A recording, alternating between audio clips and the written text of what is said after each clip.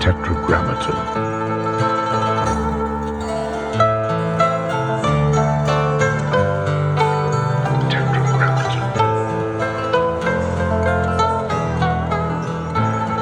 First of all, I'm very blessed, and I keep the company of the most amazing people.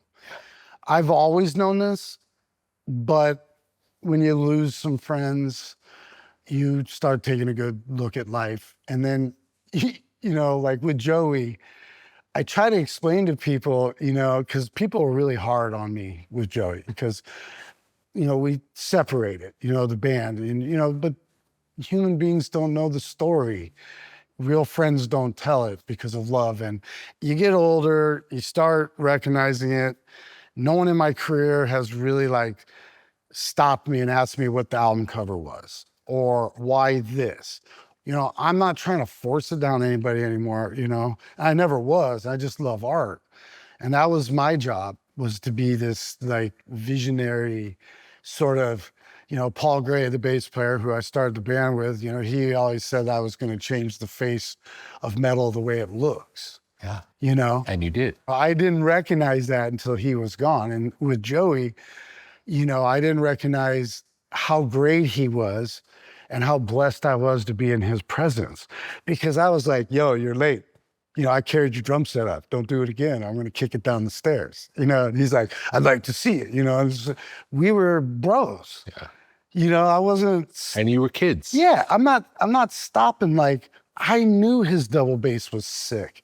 I knew it was better than anyone. I know the sex of his fills, they're just sexy and romantic and have so much feeling, and it's not even like a technique. It's like some sort of, hey, here's a silk handkerchief, and you're just like, whoa, I feel good. So my job has always been to take what I do very, very, very, very, very, very, very serious. Yeah.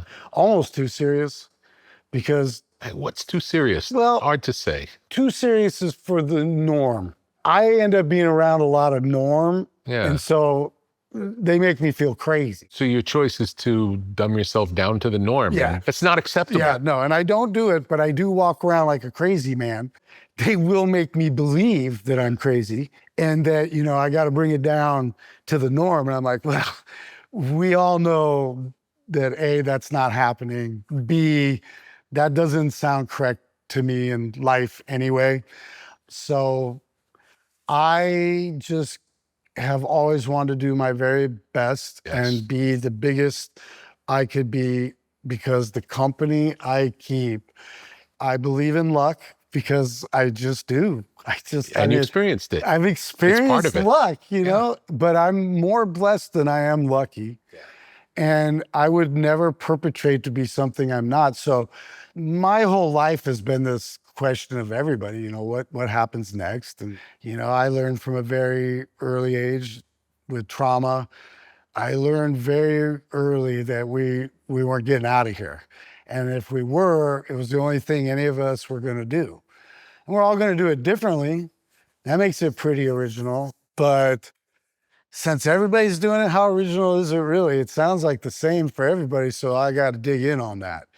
So the only way to dig in on that, that I did, was that I grasped a hold of free will pretty easy and pretty early in life, because I went to church before school because that was the first daycare. So mom and dad had to be at work early, so they dropped off, and you have the oldest pastor giving it because he's up at 3:30. Yeah. And it's a little hard to connect with the dude in the sermon because he's older and stuff, but he's got a life of wisdom, so you should listen.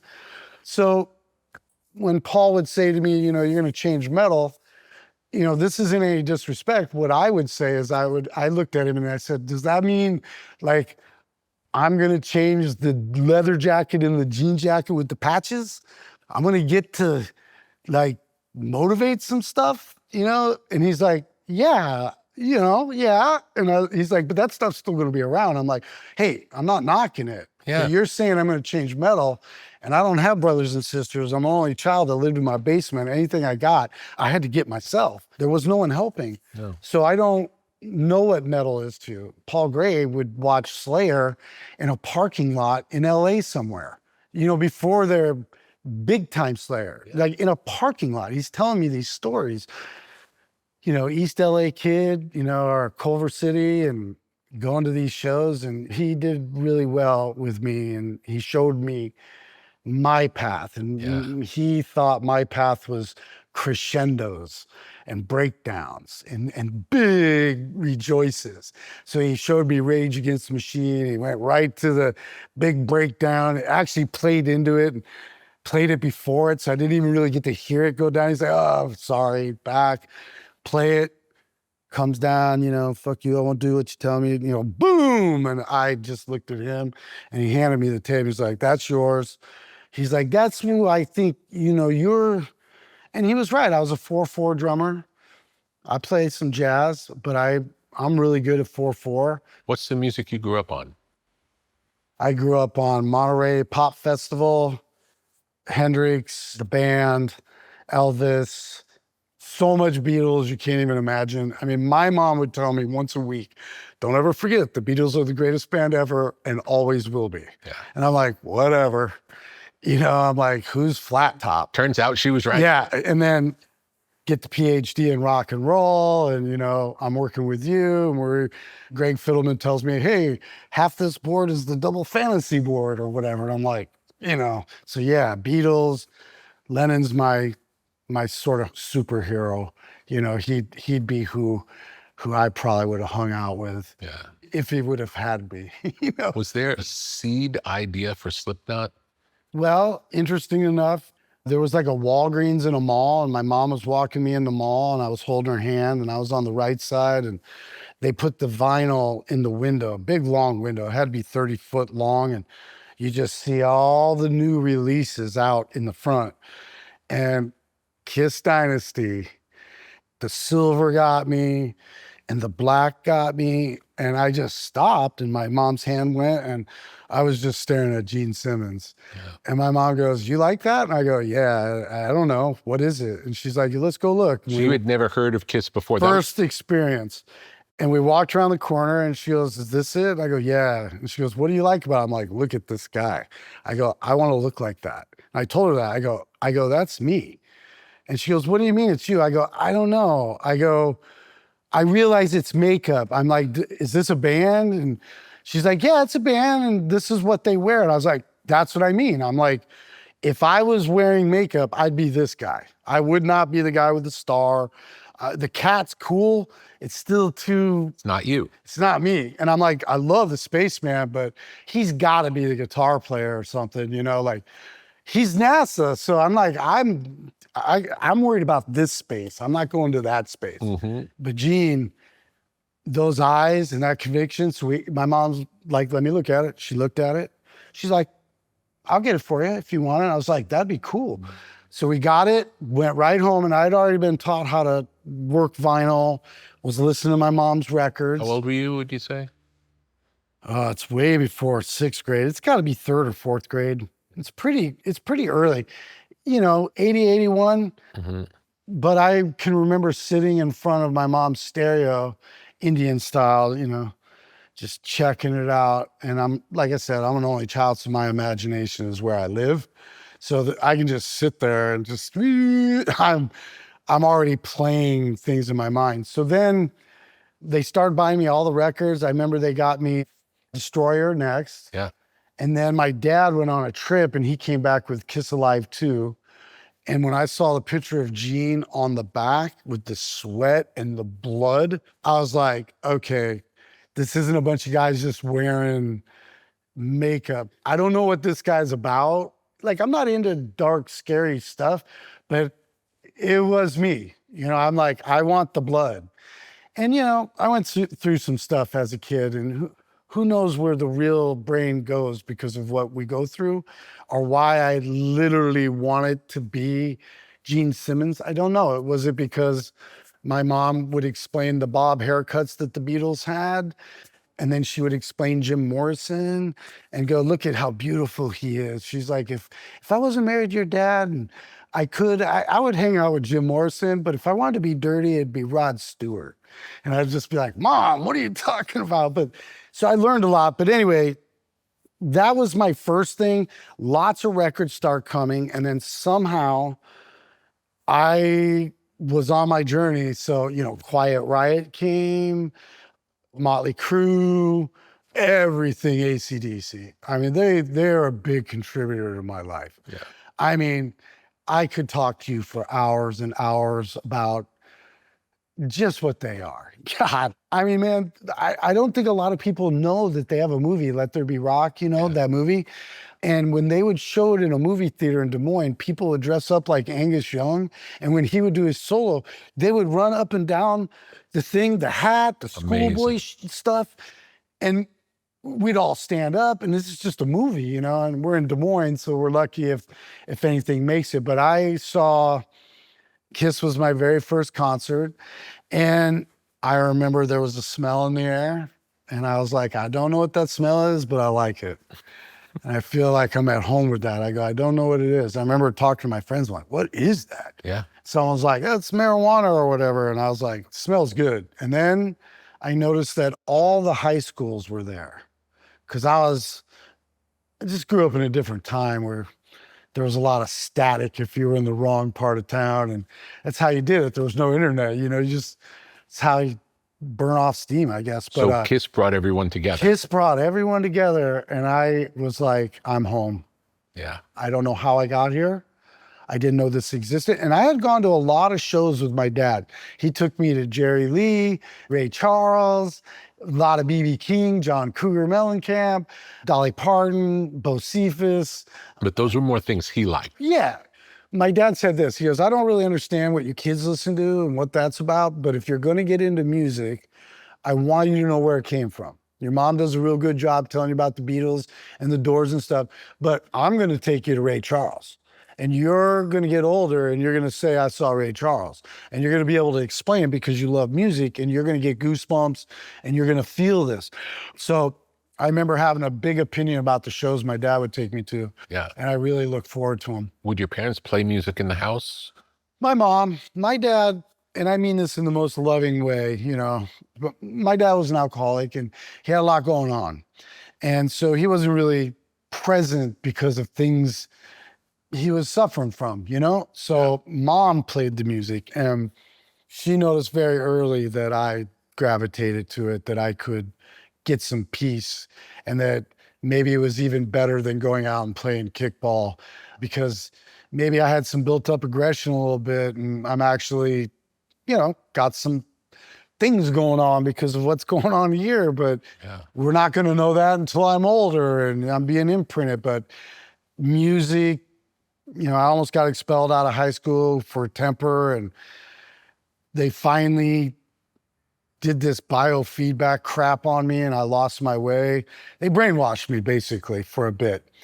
But I had music and I had my friends, and music never gave up on me. Yeah. And even though I couldn't I totally, they clockwork oranged me. Like straight up, I couldn't get angry to save my life. And I was so good at biofeedback. They didn't sedate you though. It was two things on I'm sorry, That's good. I'm No so apologies. scattered, Rick. All good. It all makes sense. Yeah, it's all good. Okay. You never have to apologize. I'm everywhere. Yeah. I really try to reel it in, but in my book, Let it go. it's all the lures. You are free. Thank you. That's your strength. It is. And I'm learning that I need to, I'm learning it's my strength. It's all good. I hate that it took me to my 50s to realize my strengths, but that's what wisdom is. Yeah. Anyway, it was a electrode thing here, just glued, and it was to a machine, and I had to sit with the freshman counselor, and I had to listen to a tape, and the tape would tell you, breathing at first. I didn't know at the time that I had sleep apnea. I was only sleeping about an hour a night for years. And so I was on a level of a different kind of consciousness and was able to survive. And I'm still that way. Like I looked yesterday, I got 1 minute of REM sleep, and I got 2 hours and 11 minutes of sleep out of 7 hours in the bed. Wow. So I don't sleep. My wife's always afraid I'm gonna not ever sleep. I'm just gonna be walking around, and it's hard. But that's who I am, and it kind of works in my favor. But I want to get back. I want to get back. So the tape would say, get angry. And you'd get angry and it would go beep, beep, beep, beep, beep, beep, beep, beep, beep, beep, you know? And the point was to get it to go beep, just solid. It means you're in full control. You're raging, you're inside thinking. You got like an inner superhero power and you got to hone in on it. And when you do that, that thing will stay constant. It will not go beep, beep. It'll just sit there. And then the opposite is quit making it beep. Slow it down. Get it from going beep, beep, beep, beep, beep. And if you can ever, get it to stop beating completely. And I'm not just saying this, I was so good at it, I could go from beep to silence. I was just like playing games with it. But what I did was I took it as a chance to get out of class. Yeah. And I didn't know I was falling asleep in less than 5 minutes. I had no idea. I had no idea. I disappeared every time. I'd go in there, I'd get comfortable. He wouldn't say anything. He'd just put on the tape. I'd get comfortable and I'd wake up and he'd be like, how you feel? I'm like, I feel great. And he'd be like, yeah, we're done. I'm like, what happened? He's like, nothing. You start falling asleep. Today it was 3 minutes. And I was like, what's going on? But, and then I'd go to football and I was kind of a star nose guard and they were going to put me on varsity and stuff. Done. Toast. Just couldn't get down, couldn't do anything. So music didn't give up on me, but I don't think I was doing what I wanted to do. I was more like chilled out playing, maybe trying to get a little more technique, rather get my Keith Moon out and not give a shit, like my cymbals on fire. Unfortunately, I had a teacher kept challenging me in class and I told him I didn't read the book. I'm sorry, I didn't read it. You can give me an F, please, just not in front of all these people. And people were laughing and then he kept going. And then I was like, can I just go out in the hall? And next thing I know, I had him in a corner with a desk. And I just was unaware that I had even done that. But I just heard people laughing and I had no sleep and, I'm going through stuff like people go through. But I say all that because I, bring it back around. Music and my upbringing in more or less a military private school, without being total military, but very dress code and you had to be shaven. I could grow a mustache since I was in Did you like the experience? No, you could be hit by grown men. And to which I was once and never again. That was the first and only time someone besides someone that might have been in my family or someone I was ripping my mouth off to. This was just a grown man who had the ability to give me a little thing in my diaphragm. And I'm 14 years old. He's in his 40s and scared the living. He's a big dude. Yeah. He'll throw down. You're not going to talk back. He's the disciplinarian dean. He's got high blood pressure. His face gets red. And I said the wrong thing. And, he gave me a reminder and it stuck.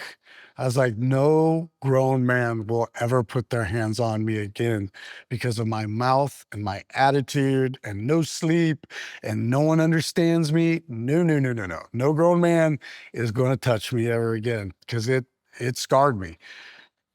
I have taken a lot of benefits from it.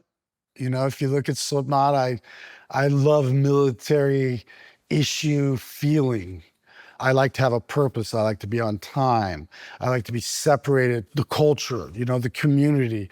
The community works hard. They're looking for anything and have chosen you and given you their hard-earned money. So I want to come out, not authority, but like, I'm here for business. I came on time. I'm in shape. Hair's cut. Like shit's tucked in, you're going to get a show, so I love that. And so I Professional. Yeah.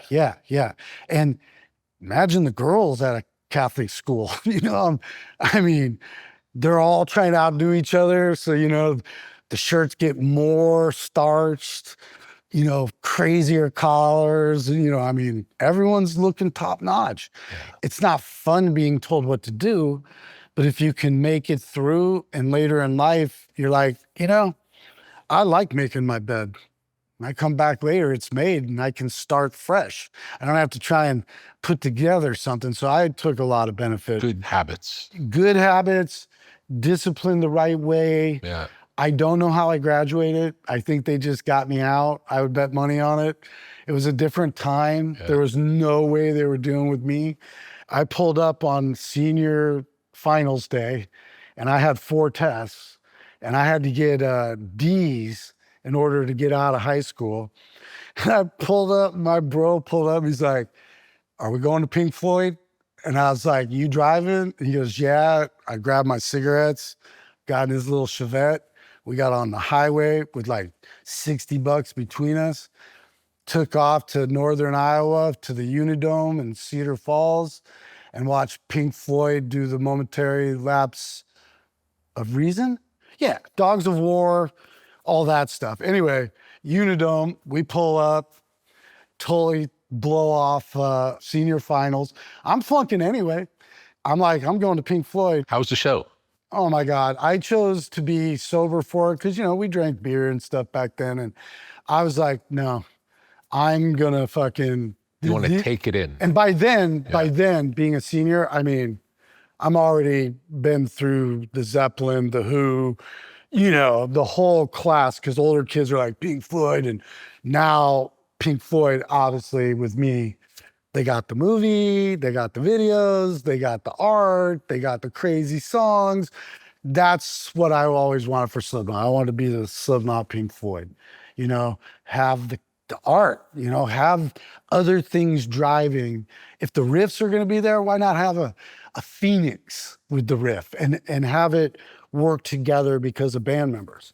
So anyway, we went, and one thing I'll tell you that blew my mind was we were walking around the Unidome, and it's the kind of dome that you can see the sky, and it started off with like birds, you know. I was like, are there fucking birds in here? You know, what is this? And then it turned into some other weird albatross sounding thing or something. You're like, I have no idea, but you're picking up on something. And then it's like a helicopter. And it's close. And you're like, what? Then it's planes. And then finally, someone tells us there's a quad stereo set up. And I look up, and it's the first time I saw speakers on the sides, in the back, in the front, and Pink Floyd's playing things, flying back and forth. They're like, you know what? Zap the herd some Zeppelins and some helicopters an hour before we play. Let's get it started. So for me, I was like, this is what I live for. And like, these gentlemen had a meeting, and it's somebody's job to make the helicopter go at 4:30. I'm like, I gotta be in this business.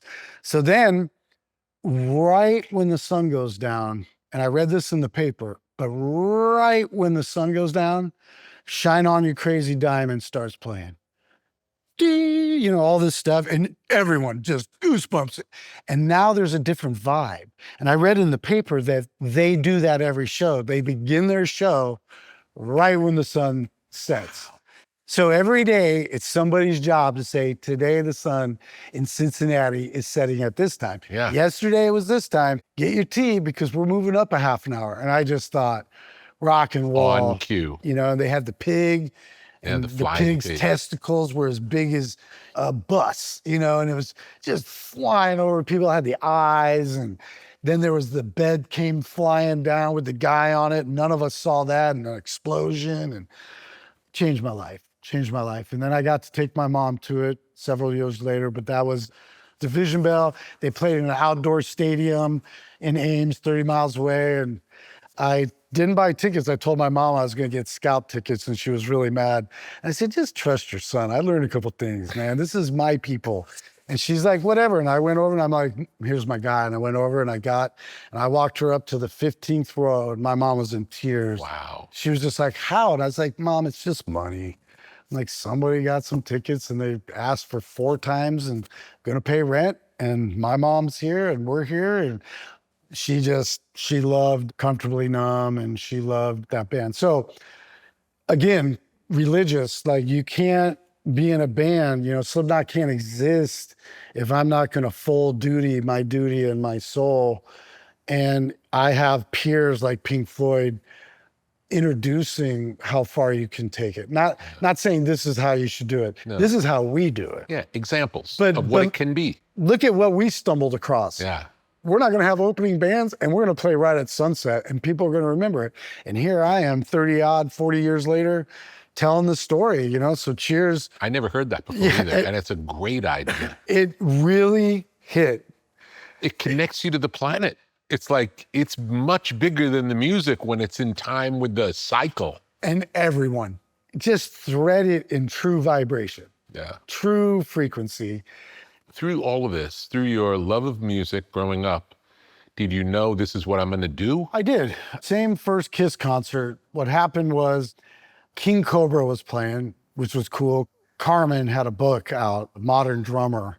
I was learning off that book. So here he is, the guy that has the book, and I'm learning how to play boom, tss, bat, tss, boom, tss, bat, from him, from his book and these little square vinyls that I'm listening to on my mom's turntable.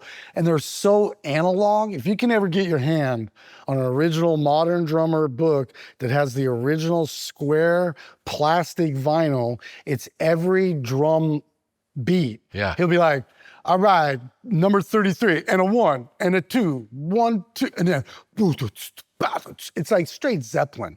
And if you're a kid, you're like, I'm gonna fucking play drums. I'm like, I listen to this, how greasy this is, and the bass drum comes in on an offbeat, and that's where you get that. So what happened was, it was them, and then I want to say Faster Pussycat, and Faster Pussycat did some stuff because they were the very first band I'd ever seen use direct input sampling before the show. So the lights went out, strobes hit, and it was a voice through direct input, just faster, faster, faster, pussycat, pussy, and it just was so loud and just art. And I was like, what is this? This obviously isn't the band, but obviously the band made this. So they played, not really my thing, I could never get into anything glam, but anyway, lights hit, and there's a light on a tunnel over here that they didn't turn off. And the way I am, I'm like, someone's fired, they didn't turn off the hallway. I can see the band. And I'm like, I can see the band. I'm like, that's Gene Simmons. And I can see Gene Simmons in this hallway, in his stuff. And I'm like, somehow I'm not separated. Somehow he seems right here, like Dynasty, And I watch him, and what happens is he goes from the hallway out to the dark, and there's someone with him. And I now know it's just a security guard, but back then, I'm like, who is this person with the flashlight? And I watch him, and they make sure Gene, in those big boots, they make sure he gets over to these stairs, and they light it, and they show him where to put his hands. And in my mind, I was like, here's the deal. Hopefully, I will play and practice and earn the right to be on that stage, to be a performer in frequency.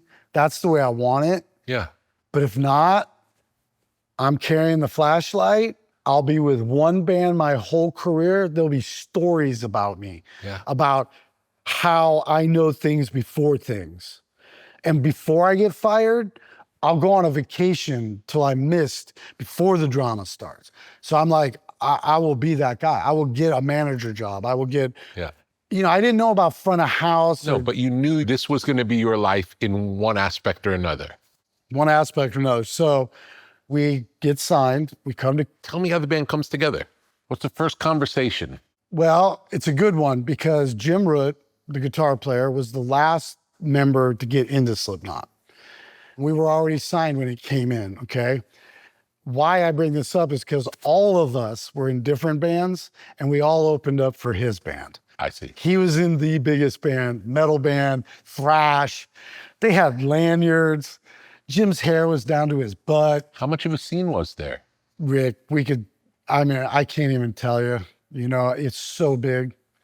You wouldn't believe it. Just a local scene of cool bands. Yeah, you wouldn't. We're all older now, and we look But back. everybody was in a band. Everybody was in a different band. So Paul Gray and our original singer were in a band. My band was going to go first. I played. Then Paul runs up to me because I'm sort of punk. Yeah. And, you know, it's kind of Sub Pop meets Steve Albini, you know, Pixies, whatever. That's who we are. Real, you know, we're a little crazy. Paul comes up and he's like, bro, I realize he's from California. So we feel a little California to him. So we hit it right off. And that's how it started. Me and him and the original singer. Then I met Joey because he opened up for him. The next time I got asked back, we opened up, then Joey's band was second. And I remember going out to Joey. He got done with his set and he went outside to get some air, and I just jumped up on the stage and walked outside. I was older than everyone. I could get a beer. I walked outside and I was just staring at him. And he looked at, we didn't know each other, and he looked at me and he was like, what? And I was like, I just had to see if you were human. I'm like, whoa. I'm like, you are a real person. Yeah. Wow, congratulations, man. I've never seen, in my life, I've never seen, I didn't know you could play drums like that. No. I had no idea. I don't think you can. I don't think you can, Rick. Yeah. I don't think you can, you know. So one band, kind of in the same circle, Jaculius, it was American, I thought. What was the band called? It was a band called 35 Inch Mutter. And he was, I think he was interested or something, but they were just way too much like Rage Against the Machine. Even the singer looked like Zach. I see. But anyway, I say this because there was so much, I hate to use the word competition, but man, you would think this was every town. Yeah. But as we got older and we look back on our lives, we as a band are so amazed on the dozens. One day we were in Tokyo, we were going from the hotel to the venue, and me, Corey Taylor, and Jim Root started naming off all the bands we played with. It was over 50. They just kept coming. Wow. And we're like, what is going on with Iowa and Des Moines? And you know, man, tech was different. Yeah. Tech was the guitar. Someone who needed to be challenged picked up a guitar instead of Atari. But they're the same person. Yeah. But they're like, no. And there was nothing else to do. Nothing. Zero. I can remember playing drums and then eating dinner going, I'm getting back down there. I want to hear that shit. Yeah. You know, I want to hear that. Yeah. You know, and that's what went on. So, you know, I really have a hard time when too many people say that music changed. It's not that music changed. Tech changed. People changed. It's not the music that we've all come from, but it'll all come back around. I've seen a resurgence in tapes. I mean, these kids today, they're like, look at this. It's a cassette. It's analog. And you're like, you see yourself want to get mad and be like, but with me, I'm like, no. See, the real stuff will always come back, and these kids will ask, what is an arrangement? Yeah. What was Robbie Robinson doing up in this house? Yeah. Well, lots of things. And throwing down music was the majority of it. And it came from a place of God, you know? Yeah. And so don't mess around with Pro Tools too much. You're not really actually learning anything other than combining yourself with tech and creating a new way. And so be it. But, you know, we all get to be around, and, you know, I just did some music and my assistant told me, wow, your record is so different than everything. And I'm like, it's not that it's different. It's just that I come from a school that if there's a song, what's it sound like? If the song's called Grime, what does grime sound like? What are the drums? Like, are they in the corner? Or the drum room? Or are we putting them outside? What's the song? What's the story? What's the sound of the guitar? It's not all the same. Yeah. So, you know, you go in to write a record and engineers like, what are you thinking? Okay, it's ambient. I want to get some CB mics underneath. And when the bridge comes, I don't know if there's a lot of that going on, and I don't know if it's their fault because they just don't know, because a lot of us have let it go because of money. Studios become expensive. No one wants to use tape. You don't have to, and it's not really the music industry's problem, our artists' problems. I just think the tech and the planet Earth moves in a forward projection. And I talk like this because, I used to think I was really important. I used to think, like, I'm the clown. Yeah. And now. Well, you are. I am. I'm super important. But you know what I mean? Like, I had to learn ego, and I had to learn, like, what really is important and what importance can do for importance. There was a time when every great thinker had a confidant, a trusted companion with whom to wrestle ideas, to think out loud, to help uncover the essence of what path to take next and how best to follow through. That role has always mattered because meaningful problems require context, patience, and the ability to hold complexity. Anthropic developed Claude for just this kind of thinking. Claude is for minds that don't stop at good enough. It's the collaborator that understands all aspects of your enterprise and advances along with you. Whether you're debugging code at midnight or strategizing your next business move, Claude sharpens your thinking to tackle the problems that matter most. Rather than offering isolated answers, Claude is built for sustained inquiry. Claude synthesizes information from multiple sources, turning scattered material into a coherent analysis presented with a clear structure. It even includes citations. Patterns appear that would otherwise remain buried. Claude operates with continuity by securely connecting to professional tools, documents, calendars, and project platforms. At its core, Claude reflects a different philosophy of artificial intelligence, one that emphasizes collaboration over automation, depth over immediacy, and thinking with rather than thinking for. For problems worth solving, get started with Claude at claude.ai/Tetra. Try it today.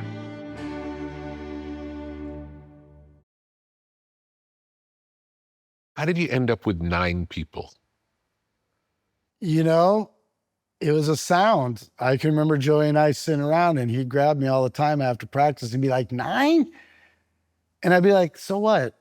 And he'd be like, 9? And he knew every band on Roadrunner. He knew every band ever. Yeah. And he'd be like, and you'd be like, I would always tell him, like, don't orchestras have more than 9 people? I mean, I was at the symphony once. I swear to God, there had to be 50 people. Yeah. He's like, yeah, but that's different. People fly independently. I'm like, do they? Do you know that for a fact? It's still 50 adults getting on a plane, getting somewhere to be themselves. So, Did you decide on 9 in advance of knowing the 9 people? No. Tell me how it happened. I had a vision of 3 drummers. I wanted a triangle. I had lost my ability to learn for a moment on drum set. I was repeating myself. I was really trying to learn. I hired a jazz drum teacher. I was really stuck in a locomotive. I was on a rail on a certain engine with certain coal, and I just had to get off and hitchhike. Yeah. So I'm a professional welder, and I had a good friend that was listening. And he's like, hey, you said you wanted to make some shit. So we went in, he got the place we worked, and we got it for the weekend. Took my first drum set and we got it up so I could stand up. And then I had a relationship with a junkyard guy. No one's supposed to be able to buy from there, but I walked in and he's like, you're a curious little fellow. And I'm like, hey man, I'm in a band. I want to get some kegs and stuff. And he's like, you're an art student, right? With the university? I'm like, yeah, I'm an art student of life. Yeah. And he's like, get whatever you want, put it in a pile. You have cash? I'm like, I got cash.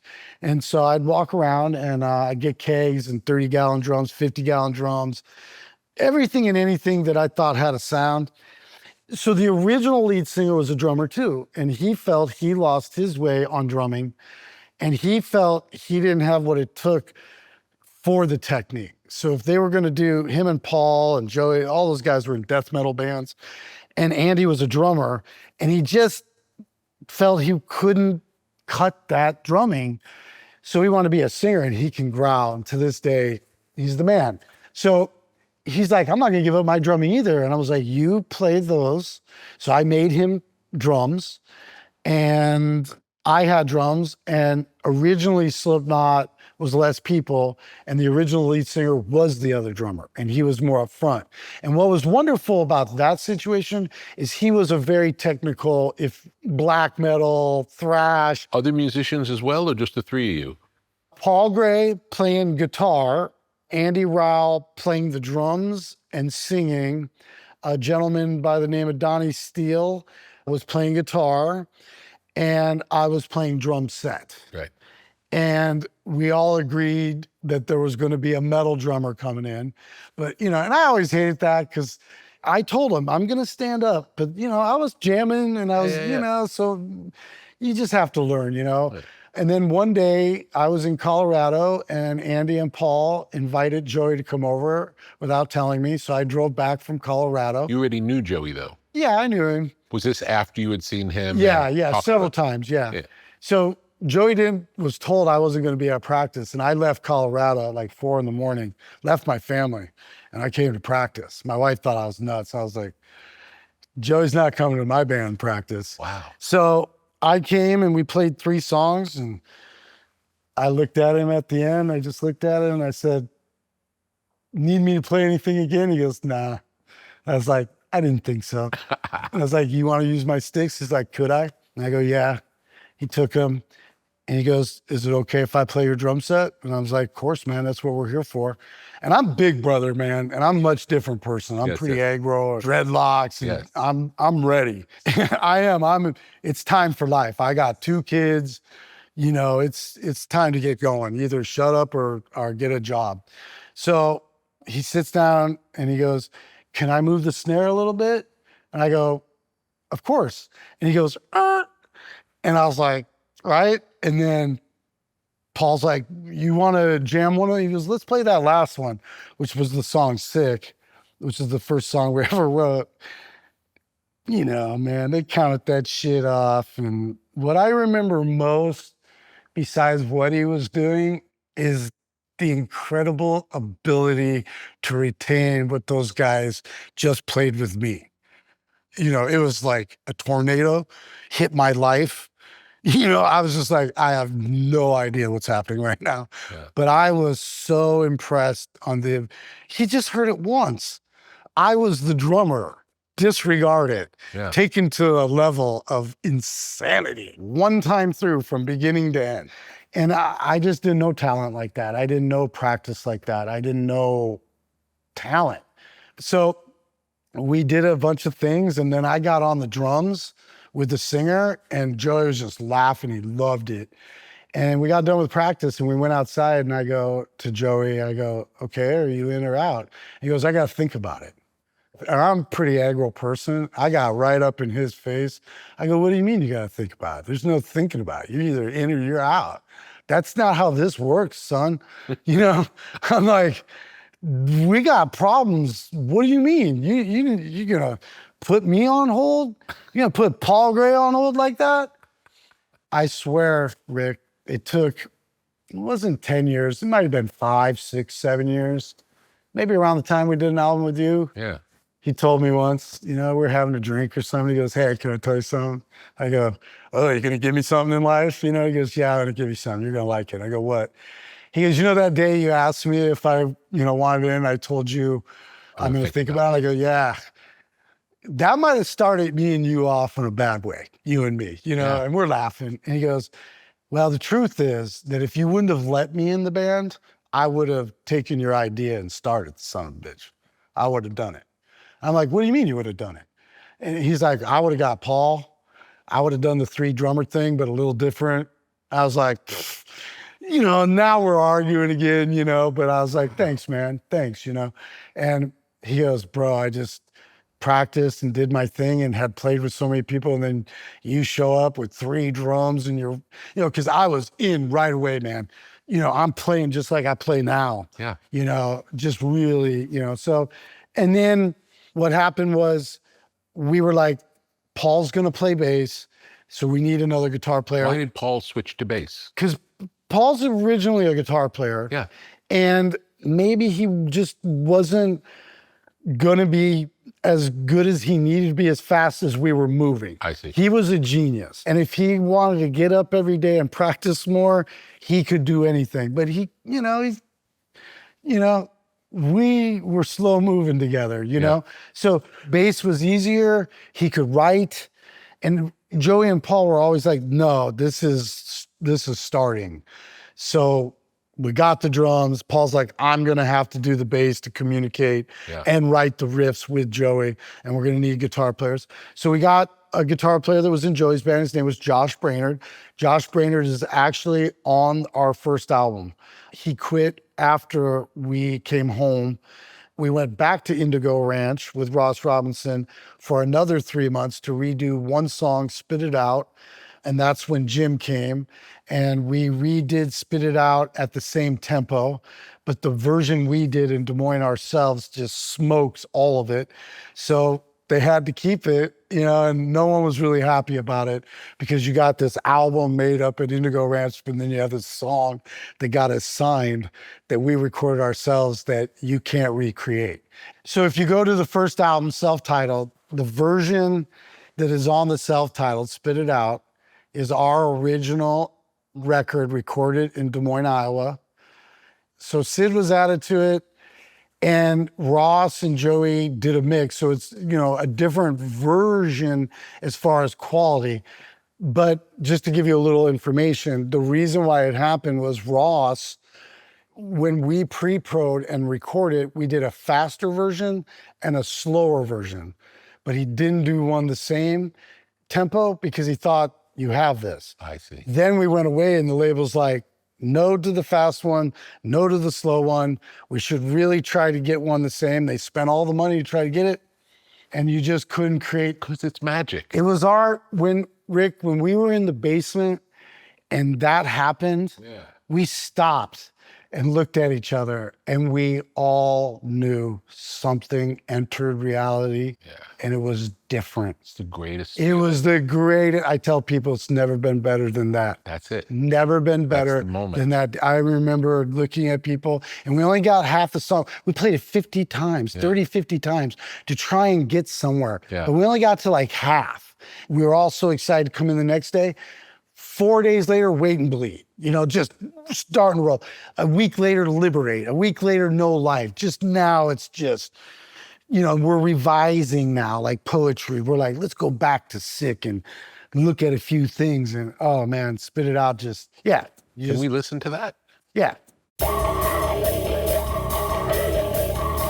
Did you never give a damn in the first place? Maybe it's time you when the tables turn. Cause in the interest of all involved, I got the problem solved. And the furnace is culture. Yeah, illegal mates, I'm away of air to try and stop, drop, and roll. You were dead from the get-go, been Mount Vernon. To my gosh, stuck away, scared of me now. Then you tell me that I thought always is and never was. Don't measurement, appears some vinegar. Don't tell me actually, think I fear your bullshit. Just another don't blow, trouble up this shit. It's another way to break through the noise. With a circle that has had, you guys have been. Gotta be that way if you want it. Sanity, literal profanity, yeah, man.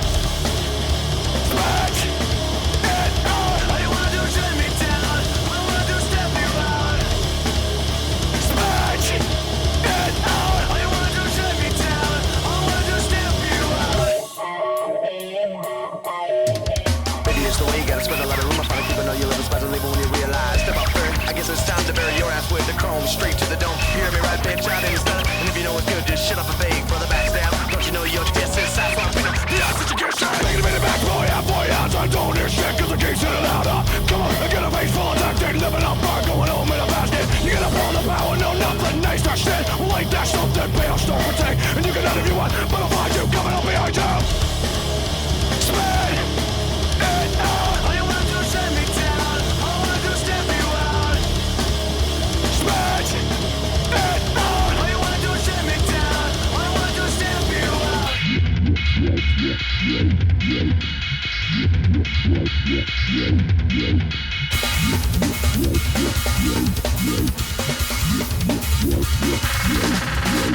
Time I set this record straight. All the needle nose punching is making me irate. Sick of my bitch falling on their fears. Where you gonna be in the next 5 years? The cool and all the fool and all the politics. Get your lips ready, gonna gag, gonna make you sick. You got dick when they run out the good stuff. Bam, are you sick of me? Good enough, fuck me, I'm all out of enemies. Fuck me, I'm all out of enemies. Fuck me, I'm all out of enemies. Fuck me, I'm all out of enemies. Fuck me, I'm all out of enemies. Fuck me, I'm all out of enemies. Fuck me, I'm all out of enemies. Fuck me, I'm all out of enemies.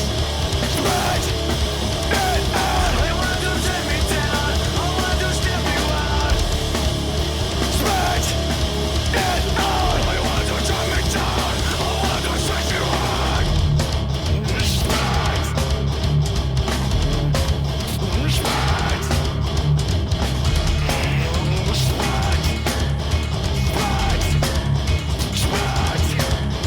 out. So that's the first song. That's the one that when you hear Corey, you know, that's what did it. That was the one no one could quit humming. And, you know, Corey was fairly new to being in Slipknot, original lead singer, left, Corey was in, month or so in, Spit It Out's written. So even if you were gonna do it later, you would never get that conviction of someone trying out for something he wants in his life. Yeah. There's a whole other reason to come to bat. Being asked to come to bat for a different reason, you're gonna get different results. That's my career. And I wouldn't be here today if it wasn't for Corey. Yes, I believe in everything musically. I mean, we're Slipknot, but you know, my partner, my bro, he brought that melody and we were able to make the flower, so to speak, the pollen, the petals, the whole deal. When the lights go down, the body gets to work. Sleep is not passive time. It's an active biological state, one in which the brain clears metabolic waste, the nervous system resets, and the body begins repair at a cellular level. During sleep, muscles recover. Hormones that regulate growth, metabolism, and stress are released.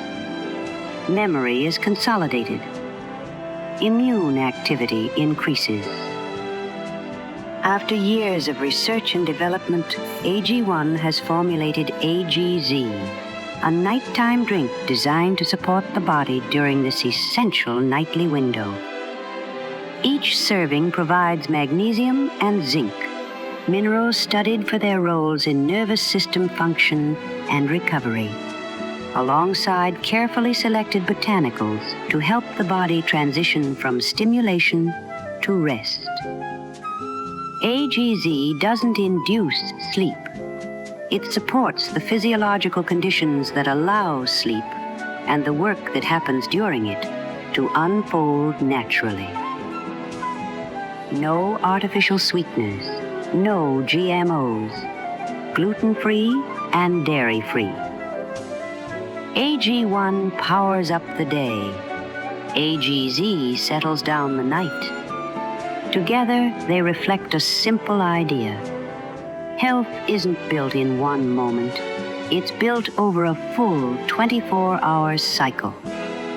Learn more at drinkag1.com/tetra. Try it tonight.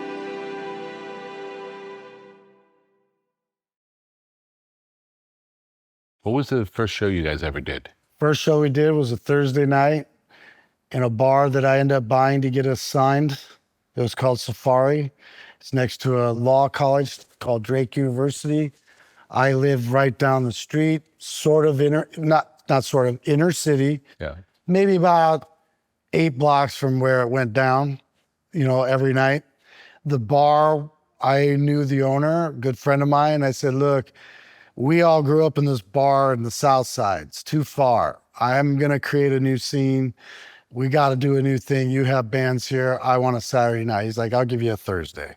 It's like, all right, whatever. So we get a Thursday and I ask him, I say, hey, can I come down and clean the stage and the bar? And he's like, what are you talking about? I'm like, dude, I'm like, you got every band who ever played, like, they're not even good flyers. They're ripped up and there's staples everywhere, drumsticks. I'm like, there's a glass of piss.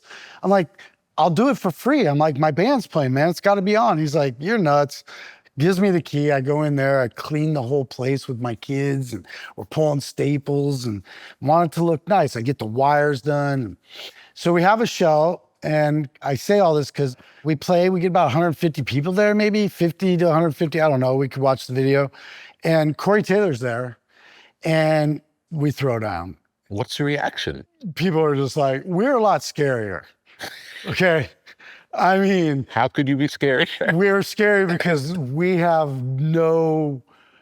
no rules. Yeah. And we have no care of the outcome. We have no money. Yeah. We have no fame. We only have each other. Yeah. It's us against you. Yeah. And I am going to take these sparks and I'm going to fly sparks over the crowd. I'm going to do it and you can't stop me. I know it's Des Moines, Iowa, and I'm probably going to go to jail, but this is what's happening. So we were,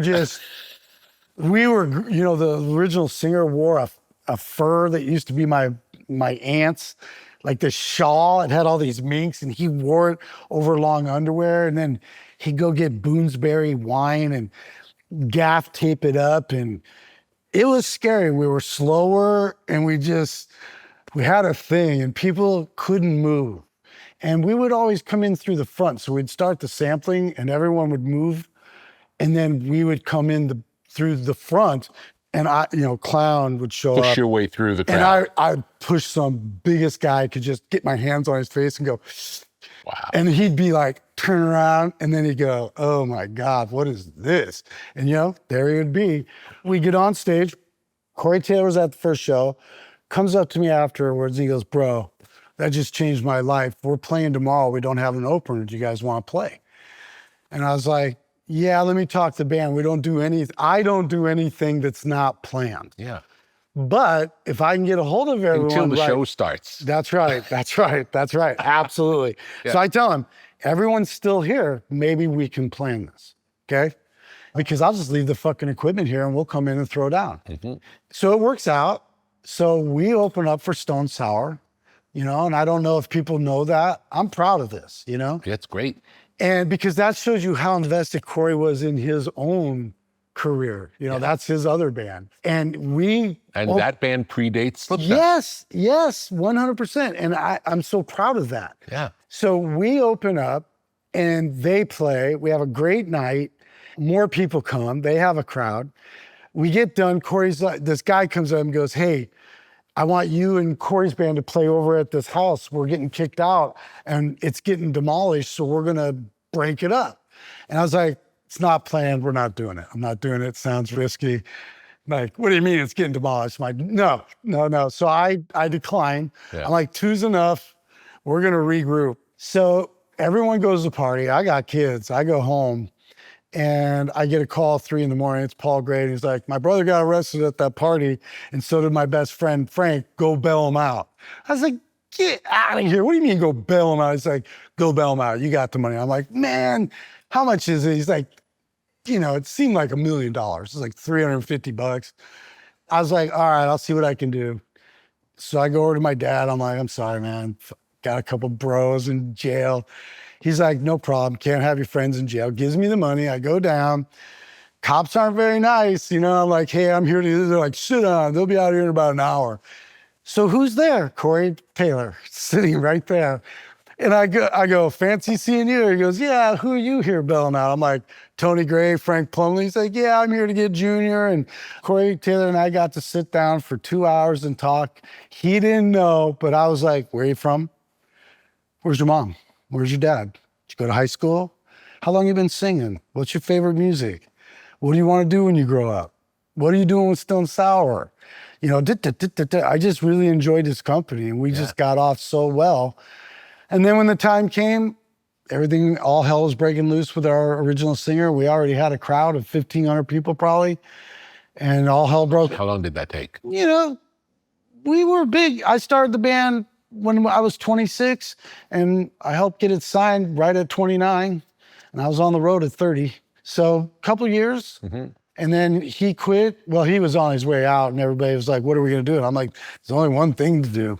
if we're serious. Yeah. And they're like, what? I'm like, Corey Taylor. You know, everyone's like, that'll never happen. Da, da, da, da, da, da. You know, he likes this type of music. Da, da, da, da, da. I'm like, man, I'll go talk to him. So we went from a studio. Mick Thompson, guitar player, shows up unannounced and is like, hey guys, what's going on? We're like, Andy more or less just quit the band and we're going to go over to the Adult Emporium, which is a porn store where Corey worked nighttime shift. I'm going to ask him if he wants to try out for the band. And he's like, what? So we drive out there and Joey and Mick go do their thing. And I go up and Corey sees us from the security camera. And he's like, what are these dudes doing here? We always wore jackets, Slipknot jackets with numbers. So people would be like, there's 3 of them here. When did the numbers start? Real early. Because we wanted a gang, man. You know, it's not about Shawn or Paul. It's just like, Number 6. yeah, number Clown. 6, you know, clown. It's like, quit talking to me about my name. It's like, I'm here to talk about Slipknot. And this is one way to get to it, but I'm just number 6. You know what I mean? It's like, we're not here to talk about my military school upbringing. We're here to talk about my dedication with my brothers. So get with it. Ask me another sports question and I'm out. Yeah. It's just that simple. And that's how we did it. So numbers, barcodes, couple logos. I wrote Was a your piece. number 6 related to the prisoner at all? No. You know, I was pretty diverse in numerology and in a lot of tarot. 6 is the sun and 9 is the moon. And, you know, I just always knew 6 was 9 upside down. And I just felt like everything happens at 6, you know, from 0 to 9 and come back around. You know, 1 insinuates 2. If you have 2, why not 3? 4 is church. 5, things are molecular. 6, it's happening. It's going on. It's on fire. 7, we're on our way. We're flying through the solar system. 8, getting ready to settle out. 9, we might as well be at 0. It insinuates rebirth. So I just, like all things in Slipknot, I let all choose first. Yeah. I remember Mick going, I'm number 7. It's my lucky number. No one else can be 7. And it's like, dude, you're 7. Yeah. Joey's like, I'm number 1. And I'm like, of course you are. Of course you are. Paul's like, well, if he gets me number 1, I'm number 2. And I'm like, you guys are both dorks. I'm like, go ahead. You got to be number 1 and 2.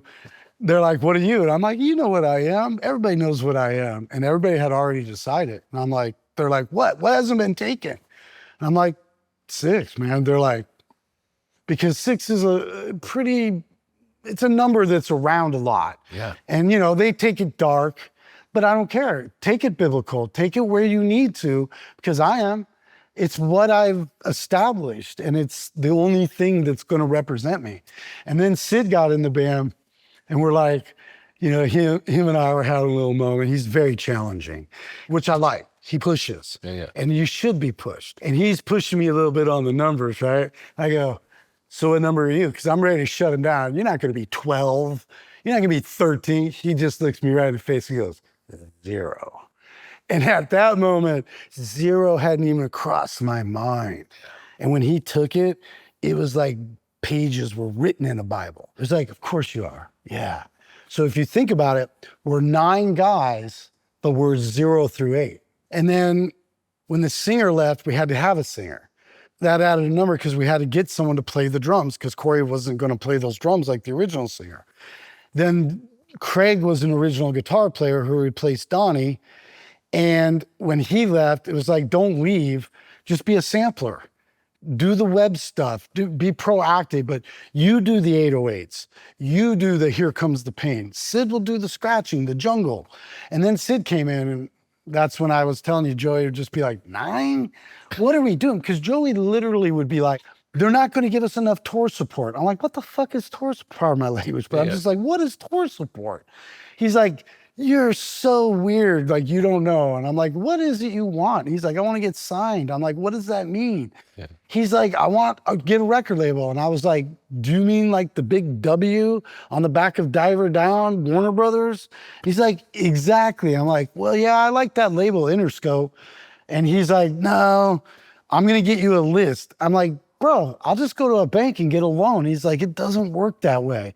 I'm like, well, how's it work? He's like, they set up interviews. I'm like, you know too much. You know, I'm like, you're so dorky. You're like, what are you talking about? Like, money spends. you want a bus? We'll get a bus. Like, Yeah. he's like, you're dumb. Get this. So I had to learn, and I still have the piece of paper. He wrote down all the labels. American was there. There was all kinds of stuff, but it was Roadrunner first, and then it was Interscope second, because I'm an art guy, and Manson was over there, TVA on the radio, the yeahs. I was like, if we're gonna get big, let's get big like that. Let's be art, and let's not get held down to where I'm wearing makeup for my whole career. And then all the bands, I'll leave their names out of it, but all the bands, man, they hated on us. Why? They're like, well, there's jealousy because we just threw down. We annihilated anything in our path. Yeah. Even our parents. Yeah. You get on my stage, you're going down. I tell cameramen, I'm like, you get on this stage, I'm gonna drop kick you and I'm gonna put you in my legs until I squeeze something out of you. And they're like, whatever. I'd drop kick him. I'd have a camera guy on the floor. He'd be tapping out. I'd be like, bro, this is Slipknot stage, man. This isn't for kids. I leave my family to come up here for God, and God tonight is 50 minutes. It's not even 60 minutes, man. Yeah. I drove 12 hours to get here in a broken down bus. Get off my stage. I'm gonna live life. So, would everyone else participate in the Mayhem? Oh man, Rick, the best you could ever see Slipknot is on a stage this big right here. We played on stages from that window to this window. We're like guillotines. Just, you're like, how are they not hitting heads? There's so many people on such a small We are stage. just so connected. The one thing we do is that stage. I'm only speaking for me. Yeah. But you feel like the best version of Slipknot is on the stage. We are truly remarkable. It's performance. It's truly us against everyone for ourselves. Yes. It's every man in the band saying, I'm going to give 190 for me because I worked hard to get here. Yeah. And if I don't, I might as well go get a chili dog and ride that ride and go watch something I don't want to watch. Yeah. Has anyone ever gotten hurt at a show? Oh, man. Dude, see this? This is a broken bicep. Ripped the rubber band right in half. I grabbed a keg. I designed my keg to not have recoil. And it was like a possession had come. I had grabbed the keg and I was so connected to frequency and life and love. And I grabbed the keg and on my parents' grave, something pulled it back. It can't pull back. It's not designed to pull back. It's got limp cables. And it pulled back my arm, bent an L, and I ripped the bicep muscle. The rubber bands, there's two of them right here, hence bicep. Yeah. And it was like lightning. It was like I got shot in the head with lightning. It was like a giant storm of lightning. It hurt. It was very quick, but it overtook my whole body, that pain, and it was gone. And I was like, I broke my arm. And then I was like, no, I can move my fingers. Oh, maybe I'm moving my fingers because, I'm one. Yeah. And maybe this shit's screwed. And then I went up to my drums and I saw that there was a certain way I could move and I had no idea. And people were like vomiting. I'd be like, hey, is there something wrong with my arm? And people would be like, I had to mangled. I wake up in Virginia the next day. They get me a doctor and the doctor's like, you need surgery right away. I'm like, not in Virginia, no offense. They're like, bro, you can't do any more shows. I'm like, listen to me, man. I have a doctor in LA, okay? This guy takes 18 vials of blood. He punishes me. He is gonna give me a referral, okay? Yeah. I just need to know so I can call him. He's like, oh, you're broke in half, man. And I did 8 shows. In that condition. With that. Wow. And the reason why I could do it is because I could hold a stick. I don't need a bicep. If I could push this against and just go, don't use a bicep, use your wrist. Yeah. And then this guy, it's like, bro, you need to be on fire. He's got to work hard. I'd throw him up in the air and, and I'd be like, pop, pop, pop, pop, pop, pop, pop, pop, and I'd play my parts. But at least 3-4 times a show, I'd move wrong and then lightning, and so I had to get a surgery and I have a herniated disc right now. I'm in so much pain all day. And yeah, I mean, Sid, he jumped off, broke his heels like the sun, like, wow. But he landed evenly and broke both his heels.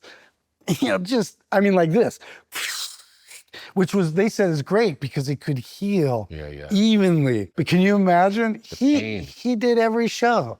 Unbelievable. You know how we did that? He'd crawl out. And people just be like sick to their stomach. They'd be so scared of that. He'd be like, just flying across. Or I'd bring him out in a wheelchair and then I'd dump him. I'd be like, ugh, So we adorn our missiles, our detonations, or whatever. I'd have to say one thing I want to say about stories. One thing I've learned as I've gotten older. Everybody kind of wants to change the narrative a little bit, and I have to do my best to say out loud, I've lived this experience, but I can only recall it the way I remember. And you know how the industry and the world just tries to push you to say I and me and I did this and it's me. And so I just try to do my best to keep everybody involved in it. Less I and me and more shared. Because that's the way I feel it all is anyway. Of course. It doesn't matter if I dropped a FedEx off, it was for the band. So much of today's life happens on the web. Squarespace is your home base for building your dream presence in an online world. Designing a website is easy, using one of Squarespace's best-in-class templates. With the built-in style kit, you can change fonts, imagery, margins, and menus, so your design will be perfectly tailored to your needs. Discover unbreakable creativity with Fluid Engine, a highly intuitive drag-and-drop editor. No coding or technical experience is required. Understand your site's performance with in-depth website analytics tools. Squarespace has everything you need to succeed online. Create a blog, monetize a newsletter, make a marketing portfolio, launch an online store. The Squarespace app helps you run your business from anywhere. Track inventory and connect with customers while you're on the go. Whether you're just starting out or already managing a successful brand, Squarespace makes it easy to create and customize a beautiful website. Visit squarespace.com/Tetra and get started today. Who's the first member of the band to pass away? Paul. And when was that? Rick, I try not to remember. Yeah. It's been over 10 years now. Yeah. I reunited with his daughter October. She was in her mom's belly when he passed, and I wanted to wait until she was a little bit older. So I've taken her to the Grammys, and she's 13. So it's been a minute. And he was the person that you started with. Yep. Yeah, he's the whole reason I'm sitting here. Yeah. He hijacked me from my art career. What do you do when that happens? So many people innately want to say so blindly, well, Paul would want you to go on. And I wouldn't say much. And then finally I had enough. And I'm like, did anyone think that maybe I might not want to go on without my friend? And just to be honest, sitting here today, man, I mean, I don't know how much more longer I have, because it's just the new guys, they're not new guys. They're people. They're my friends, and I got them in. Yeah. And they're great. They're wonderful. I love them. And we have such a great time, and good things are happening. But if it's no better than writing that song in the basement, it's certainly no better without one of my best friends who was the genius. Him and Joey, they're two of the greatest hard rock writers of all time. And here I am, the art guy, and probably hate it the most because I have to do hard things. I have to be part of hard decisions. And I'm okay with doing that because I'm not going to live lies. For myself, I have to live truth. So I'm willing to partake in hard decisions in life, but I guess we did it, and we instead of writing an album and instead of doing anything, we went on tour and did the grieving with our fans. So we probably toured a couple of years independently of an album or anything, just to put his bass on stage and have 2 minutes of silence. That must have felt great. Oh, what was really nice was derailing ourselves off of the big machine for love and reality, the human condition. Like, don't tell me what I got to do. You made me feel important. Now I'm awake, so I'm really deadly now. And if you're not careful, this is what we're going to do. I don't need an album. We don't need anything. We are who we are. Book a show. And everyone felt the same, but we made a thing of it. And so would you say the shows were like a tribute to him? Yeah, they all were. Every day. We're like, beautiful. Denver, what's up? We haven't been here since Paul's passed. What's up? Boom. This is for Paul. Big banners, things. Beautiful. Nice. And no, I wouldn't let people ask me questions about it. This was life. Yeah. Really hard, man. We, I got the call at my house and I drove my car. I was doing laundry and I remember I had to put on these Italian Adidas that I had. They were football shoes and they weren't doing it. I remember like everything was gone and like I had to go see my friend in these weird clothes because everything was whatever. And I was so mad. It wasn't a fashion show. I wasn't comfortable. I remember pulling up to the place and I didn't put my car in park. Starts rolling away. It was just pushing against the curb. And yeah. I had already walked to the back of it. Wow. And I was like, whoa. People were like, you're fucking your car. And I was just out. Gone. And then, I saw his wife. She was 8 months pregnant and she started screaming, why is there a clown? Why is there a detective here? And I looked over and there's this great big man. He's straight up like Clint Eastwood, like had the suit, wow, had the handle, the gray suit, the badge on the belt, Dirty Harry. And he's walking our way. He's a big dude. He looks official, like different. Yeah. He's not 5'0". Like this is some other shit. I see him to see what she's talking about. And then I look at her and she's going down. She's just on her way down. So I run over there and I put my arm under her belly. And if I remember right, I got around her in the back. And then I started telling her immediately, like, you're pregnant. You whatever, you got to breathe right now. We're not doing this. This isn't. Yeah.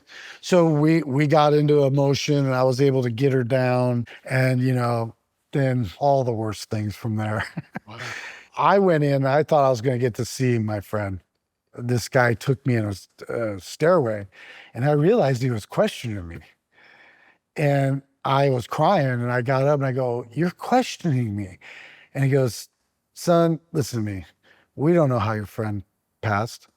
You could be a drug dealer. You could be trying to go in there and erase some evidence. I'm like, you're right. I'm out of here. I'm not talking to you anymore. Yeah. But thank you. I hope, this all works out. So what a cliche in rock and roll too, like we did the album with you, Subliminal Verses. And then the next album was All Hope Is Gone. And I did a photo shoot in an abandoned school, and above the doorway, it said, all hope is gone. I took a picture with my gun. And it was just my way of the world, just letting everybody know that on my sideshow, I'm paranoid, by myself, only child, freaked out, leave me alone. I didn't make it through school. That's why I live here. And it says, all hope is gone. And then I saw my pictures, and I told Paul Brown, the photographer, I go, hey, man, go back to the school and take the ego heads. I made these paper mache heads of our faces and for death masks that we used for our album for Vermilion. Mm-hmm. We would wear death masks. So I made these giant death masks. I called them ego heads because when we're not together, we think highly of ourselves and we just get out.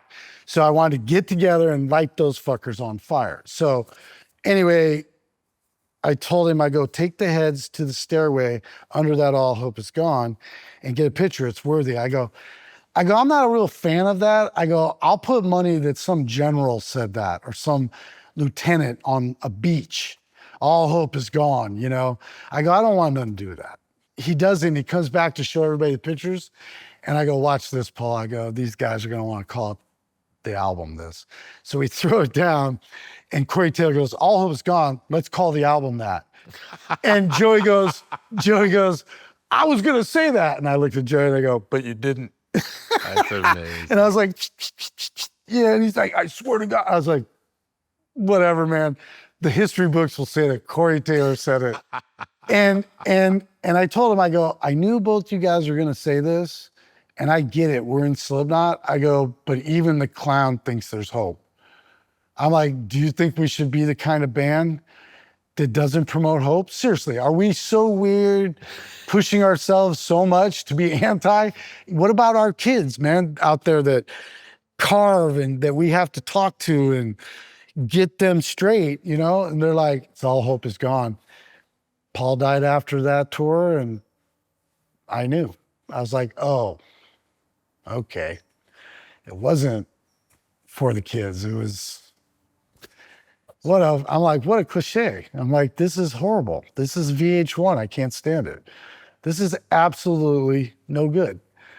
I stopped jamming altogether with everybody that I was doing. I just thought I'd study myself with Slipknot and see how I could do. And then, you know, it turned out the other way with Joey, you know, same thing. It kept going, you know, and I'm number one and I'm number two. If you're number one, then I'm number two. Okay, guys should be careful. Wow. You know? Yeah, it's that real. I'm not important, but it's real.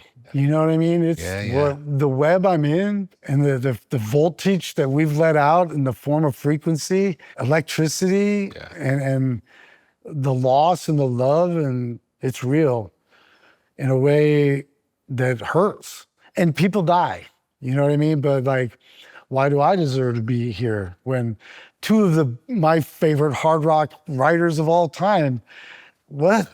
It's just a weird path, life. In a world of artificial highs and harsh stimulants, there is something different, something clean, something precise. Athletic nicotine. Not the primitive products found behind convenience store counters. Not the aggressive buzz that leaves you jittery, but a careful calibration of clean energy and focused clarity. Athletic nicotine, the lowest dose tobacco-free nicotine available, made entirely in the USA. No artificial sweetener, just pure, purposeful elevation. Athletic nicotine is a performance nootropic. Athletic nicotine is a tool for shifting mindsets. Athletic nicotine is a partner in pursuit of excellence. Slow release, low dose, gradual lift, sustained energy, soft landing, inspired results. Athletic nicotine, more focus, less static. Athletic nicotine, more clarity, less noise. Athletic nicotine, more accuracy, less anxiety. Athletic nicotine, from top athletes pushing their limits to artists pursuing their vision. Athletic nicotine offers the lift you've been looking for. Learn more at athleticnicotine.com/tetra and experience next level performance with Athletic Nicotine. Warning, this product contains nicotine. Nicotine is an addictive chemical. Tell me about the audience. Best people in the world. I was telling the story last night that I sort of wanted a crowd at the military school. You weren't supposed to wear rock and roll shirts underneath your dress shirts. So I always loved the kids who had the guts to wear the Metallica shirt underneath. I was too scared of getting beat, and I had a mouth, and I just had to be good as much as I could. But man, I'd be like, underneath that Oxford, there's a freaking Metallica shirt and a Creeping Death, and here we go. That's who I wanted Maggots to be. I want to make music for the people that absolutely needed it if they were put in a situation they didn't care for. And that meant it was their life, and that's who I wanted to be. So for instance, we played the Iowa State Fairground. It used to be the biggest fair, one of the biggest fairs in the world. We finally played there after all my years, and the city of Des Moines so worried that all the black shirts are going to come to the fair. And oh no, what's going to happen with this devil music or this heavy, whatever they think it is, okay? Well, guess what? The black shirts come in, they do an aerial, you can see it filtering in the hog house, moving over to the chicken coop. Over here by A&W Root Beer, look at it. It's just taken over the grounds. Not one arrest, not one fight, not one death, no one's hurt, nothing, zero. No cops, nothing. The next night, it's some country band. We got fist fights. Someone goes to jail because they brought a gun, and all that hardcore country's getting it done. And it's the fair, so a little bit of drinking, little bit of whatever, but not anything on the Slipknots. So what I could tell you is these are people that need music. Do you feel like the music is therapeutic? Yeah, they need music more than they need to give their opinion about someone looking down on them in front of the popcorn stand. Yeah. You are not going to get in my way of my favorite band. I work so hard at my store that I'm here, and I'm not going to get in trouble because of you. I'm going to go get my church, and I'm going to feel better about myself tomorrow, and I'm going to go do the best I can, because that's why we are as big as we are, is because people know that we don't do anything for anybody but ourselves, and they trust that. They might not like every decision we make, but they know, but because we made it and we stand by it, we're a trustworthy organization that's not going to overturn itself on you. We're here because of the kids, the fans, the community. Yeah. It's interesting that people who don't understand the music view it as a negative thing when you see how much people need it and love it.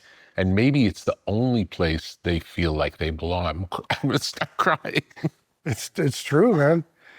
And Rick, the reason why the ones that talk that don't get it, it's just because they're void. They didn't have it. It's not their fault. I don't even know if music can save it. We are the world. I feel more disconnected than ever. Tell me about the art you make outside of music. It's a problem. The art I make outside is a problem because that's what I was gonna do, is I wanted to get a PhD in tenure at some fancy college. I was gonna wear some weird glasses. I was gonna know more about Salvador Dali and Matisse and Edvard Munch than anyone on the planet.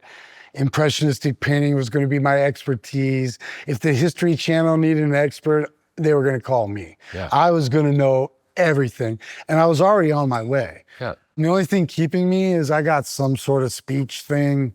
I think I just didn't pay attention in all the classes I needed to.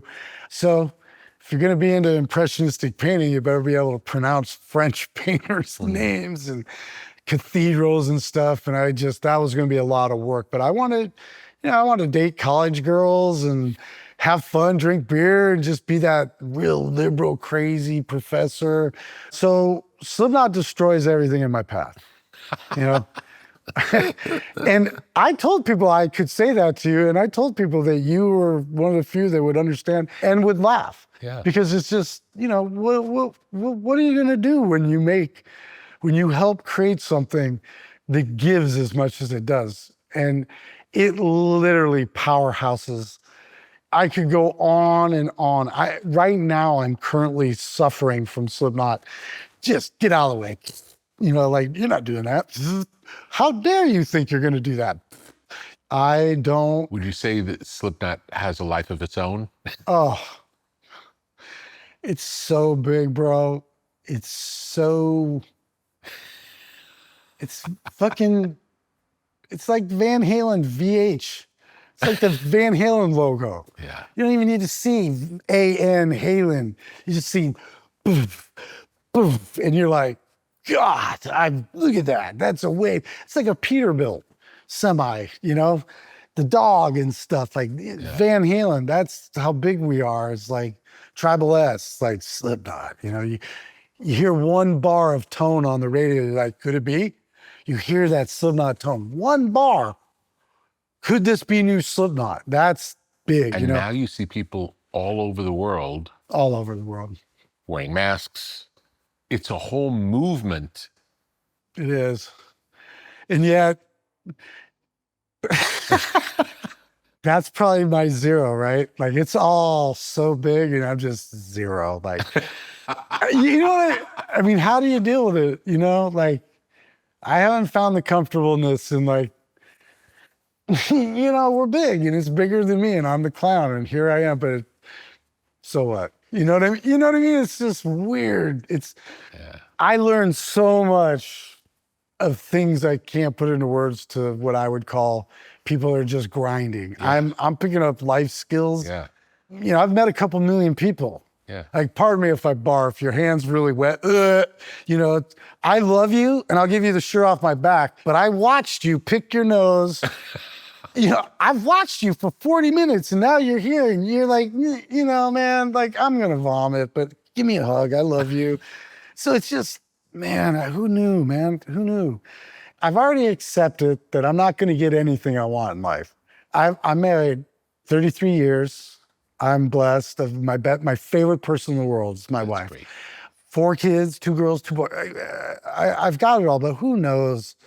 Tell me more about the art you make. I know you make art outside of Slipknot, though. I think I can explain it really quick. Like, I've been really like trying to solidify my art quicker in case anything ever happens to me.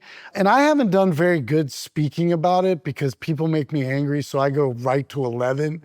And that's not the way to do it. I should have slowed down.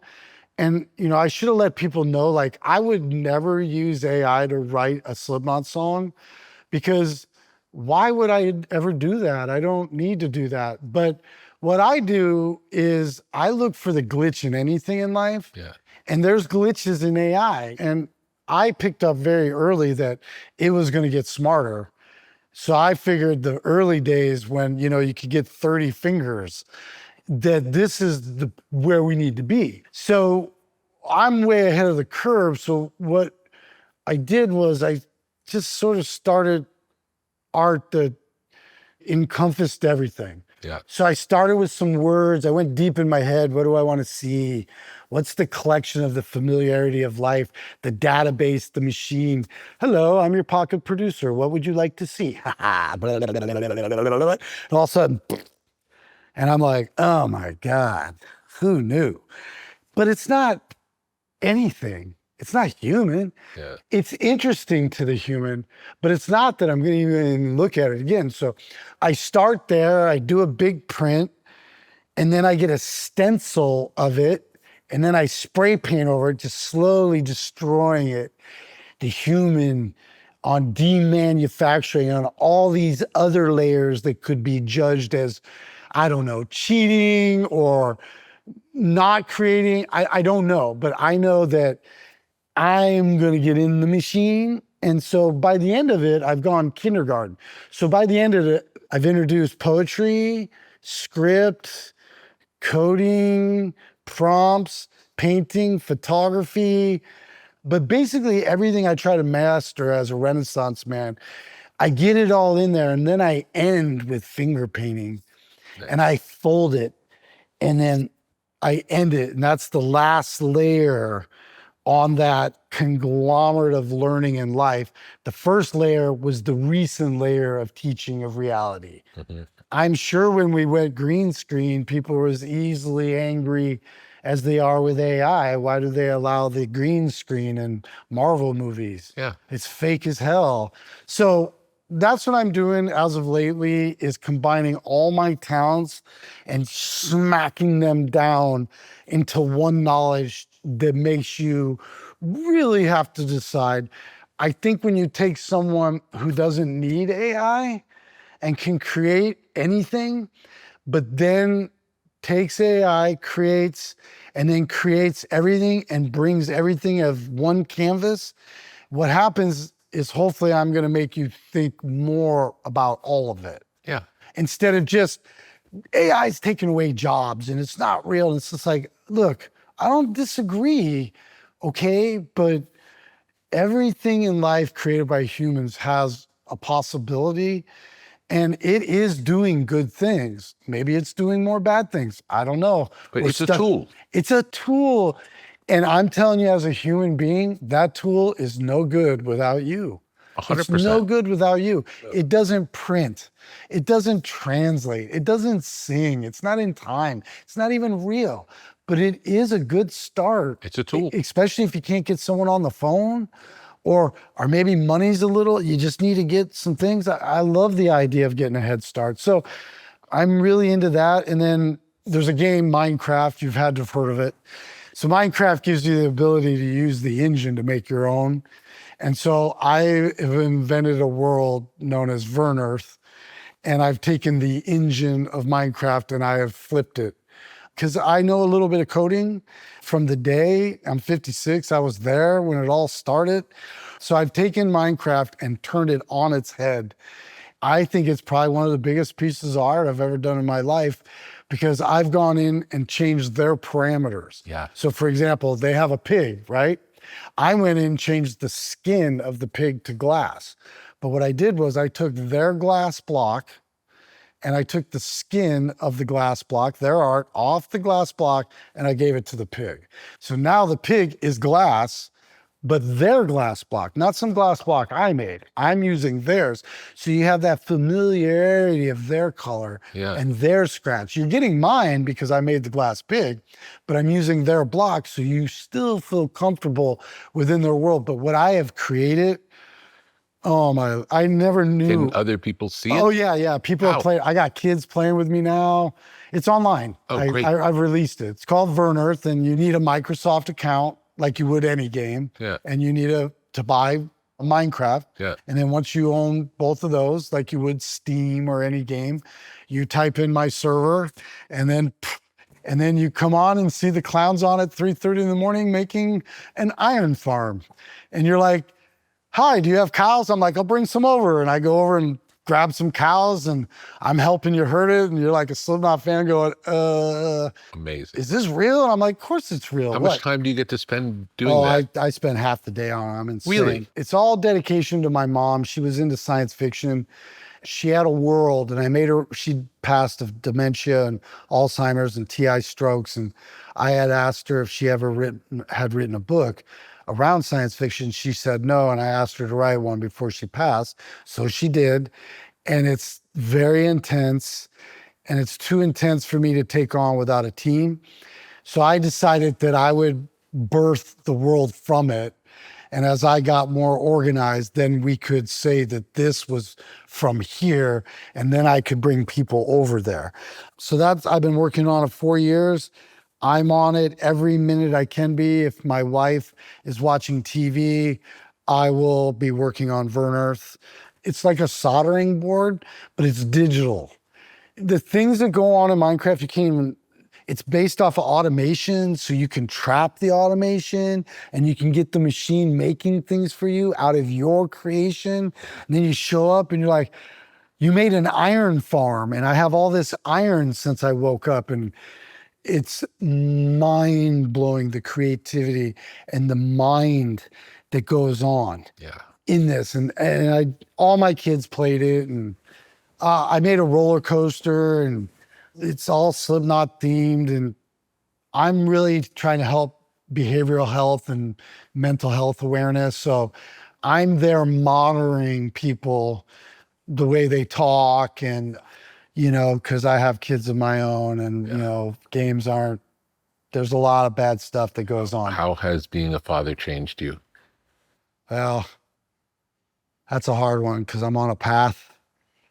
I end up telling people these days, don't have kids unless you're prepared to look at them one day and realize that you're going to know that you're not going to be there for them. Yeah.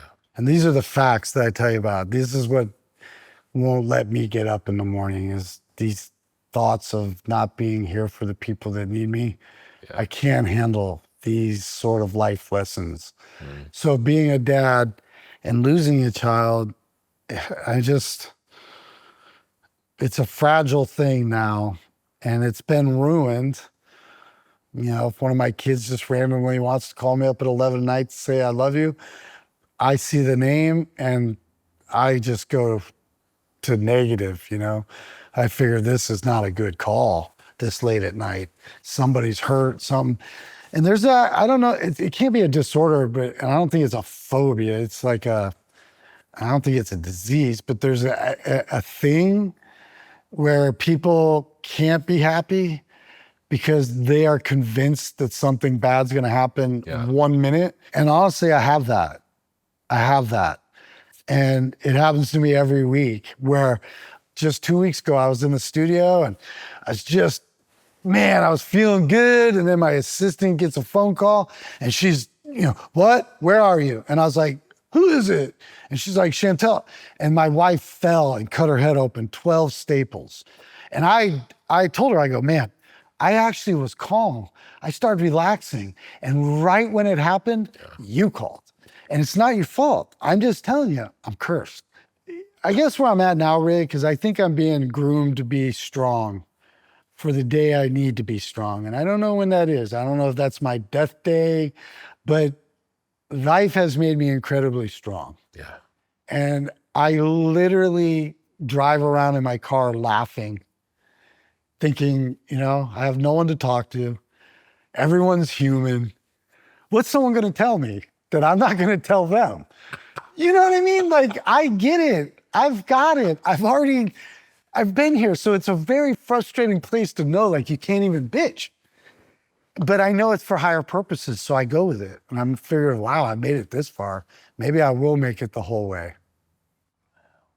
I read somewhere that Rihanna said that Slipknot was her favorite band. Yeah, that, I wouldn't know where it is now, but a long time ago, she would wear patches. We have a lot. Lady Gaga. We're starting to be pop culture now. We're going to start having that poster on the wall on the TV show, next to Metallica, next to Guns N' Roses. So it's happening, it is. Do you feel like you're always in creative mode? Mm-hmm. I'm a mess. That's all I am. It's just make stuff.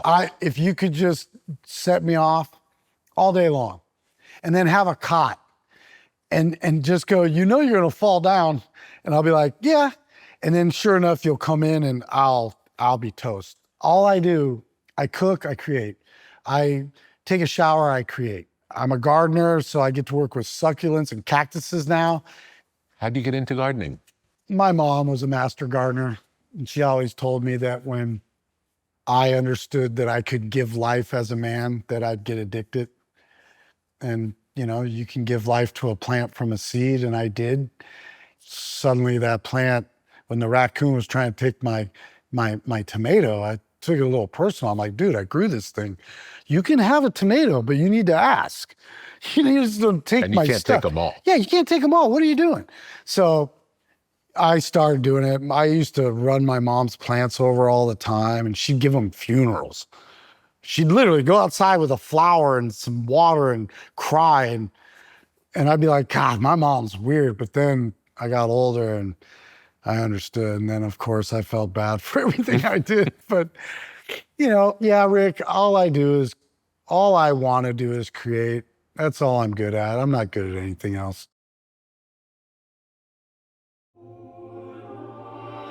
There's a long tradition of reading sacred text slowly, allowing each word to settle, echo, and reveal meaning over time. Rather than rushing to conclusions, this practice invites reflection, listening, and attention. For centuries, this repetition has been used to stay close to wisdom, not by studying words as information, but by receiving them as something lived and experienced over and over again. This tradition is known as Lectio Divina. Emerging in early monastic life, it engages scripture through 4 gentle movements: reading, reflection, repetition, and rest. A short passage is read, a single phrase is held. Silence becomes part of the practice, creating space for insight to surface naturally. Lectio 365 brings that ancient rhythm into the present moment. Designed for modern life, it offers brief, guided scriptural reflections throughout the day. To begin with intention, pause at midday, and wind down at night. The readings are less about information gathering and more for returning to wisdom again and again, letting familiar words meet new moments. A modern way to keep biblical wisdom close, quietly present, steady, and alive within everyday life. Lectio 365 is a free resource. Find inspiration there, now and always. Learn more at lectio365.com.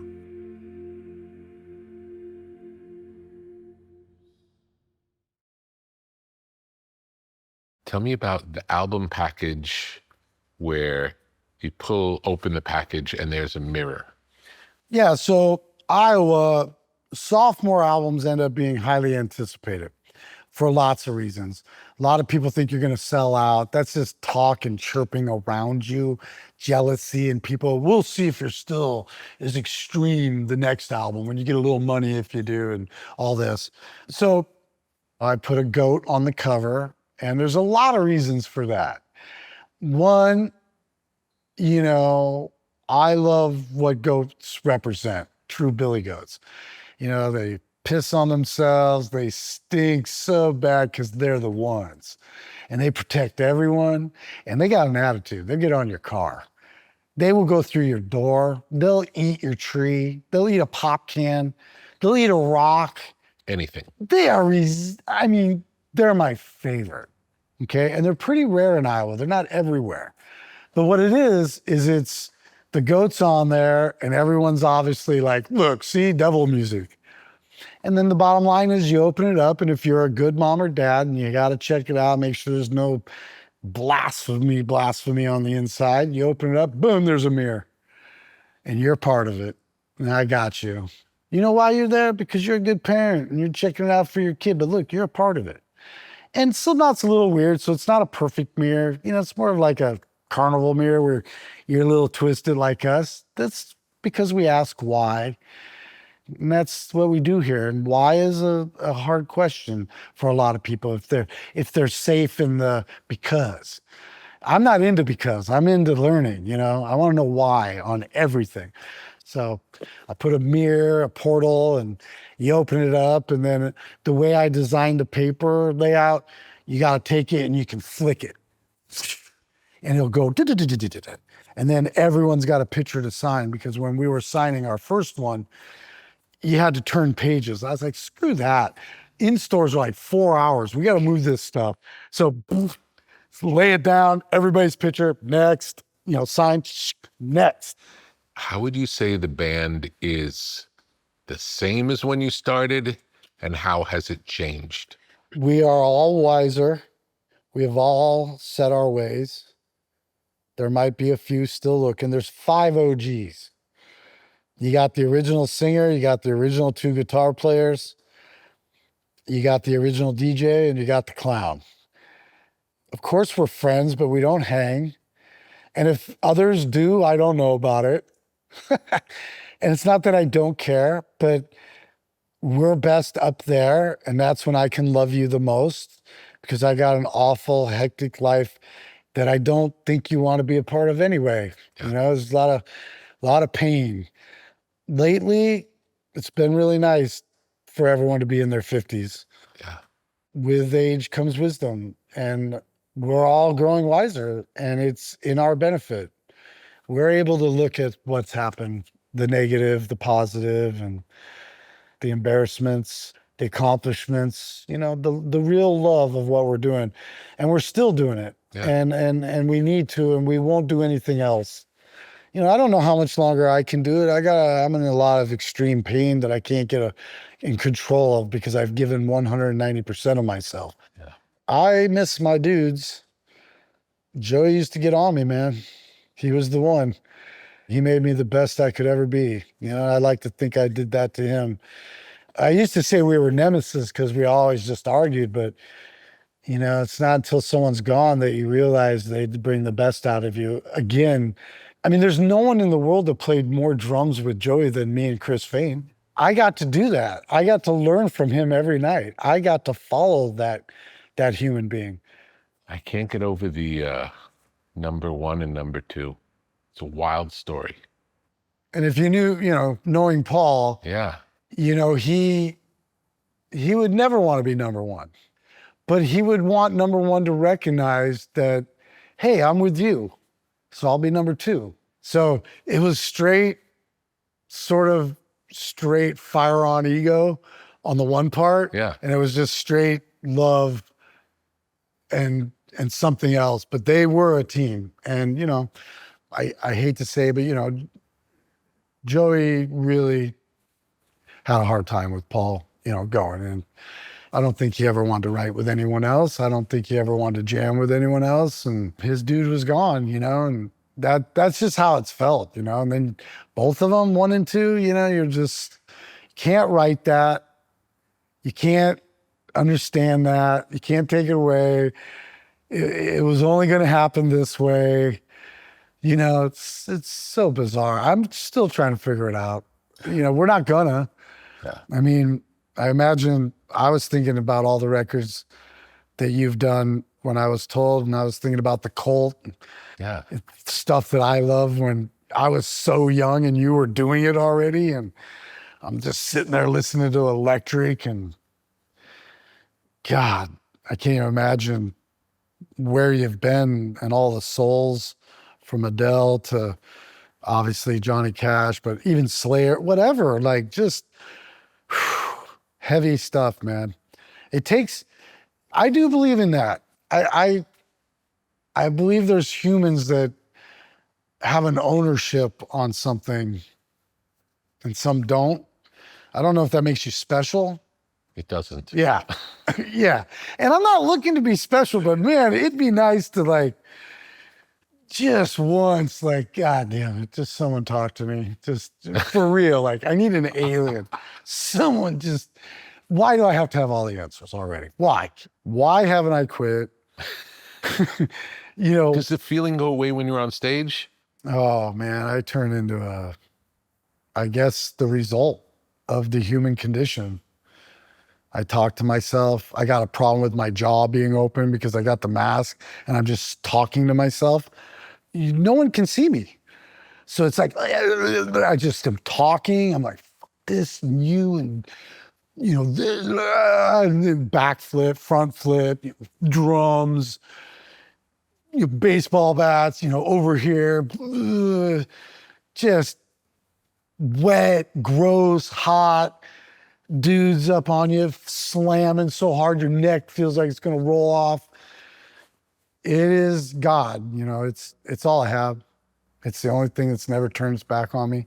Yeah. My wife has never turned her back on me. She will never turn her back on me.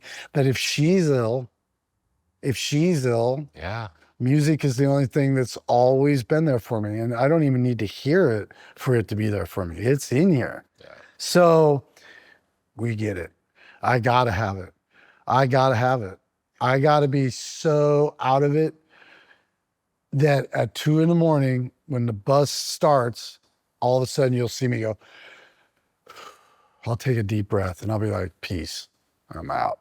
Start at 9:30 and at 11, takes till 2 a.m. for this monster to just get back to reality. Yeah. And then when I do, I actually sleep. Yeah. Slipknot is good for me. Always has been. And that's, yeah. I hate that. I hate that it keeps me alive. You know what I mean, Rick? Like, it keeps me alive. It makes me drink water. It makes me, it gets the bad smoke that I had once out of me. It gets the talk, it keeps me alive. It gives me desire. It gives me will. It gives me purpose. And I can't stand it. It's such a priority of existence. And I have to do it. I have a skipping heart. and I got to get a surgery. And I found this out after my last tour.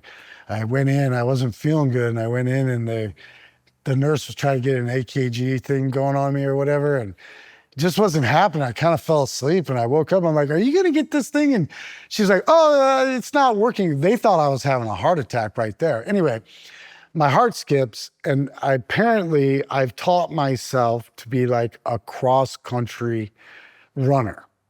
So I'm overweight, and my brain is so strong that it tells this stuff what to do. So my standing heart rate at night is 43, and during the day I get down to 33. Hasn't happened since I've been here with you, which is good, because I'll go from on to just straight up. I feel like I'm dying. So I got to get a surgery. It's a very easy surgery. You're usually out on the same day. It's not like they rip you open. Yeah. This is something about the electricity. But at first they thought maybe I needed a pacemaker. And I was like, "Doc, listen, get a pacemaker. I'm done, right? Touring, Slipknot." He goes, "Oh no, you're gonna feel better." And I lost it. I was like, I can't get out of this to save my life. I'm like, there is nothing, not even my heart. It's gonna be better because of Slipknot. I got a concierge doctor because I'm in Slipknot and I'm able to go to levels. And they're like, "No, you're gonna feel better. You better get in shape because you gotta do more now at 56. And it's just like, I just can't believe it, man, that this was me. Yeah. It's wonderful. I'm lucky.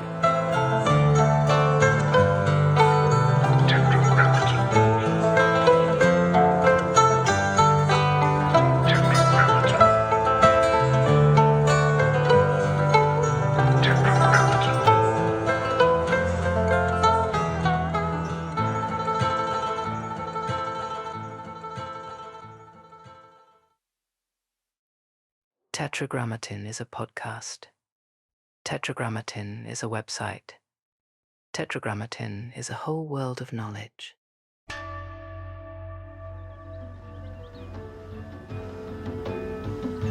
What may fall within the sphere of Tetragrammaton? Counterculture? Tetragrammaton. Sacred geometry? Tetragrammaton. The avant-garde? Tetragrammaton. Generative art? Tetragrammaton. The tarot? Tetragrammaton. Out-of-print music? Tetragrammaton. Biodynamics? Tetragrammaton. Graphic design? Tetragrammaton. Mythology and magic? Tetragrammaton. Obscure film? Tetragrammaton. Beach culture? Tetragrammaton. Esoteric lectures? Tetragrammaton. Off-the-grid living? Tetragrammaton. Alt spirituality? Tetragrammaton. The canon of fine objects? Tetragrammaton. Muscle cars? Tetragrammaton. Ancient wisdom for a new age. Upon entering, experience the artwork of the day. Take a breath and see where you are drawn.